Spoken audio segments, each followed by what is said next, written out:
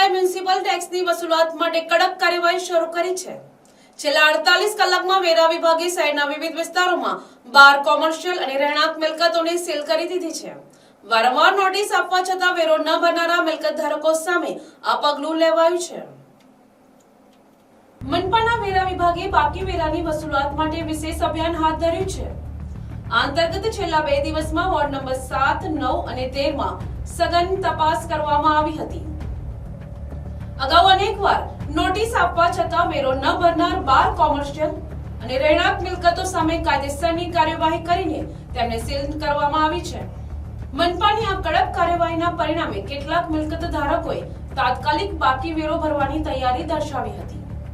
સીલિંગની કાર્યવાહી દરમિયાન સ્થળ પર જ અંદાજે 3 લાખ રૂપિયા જેટલી રકમની વસૂલાત કરવામાં આવી હતી।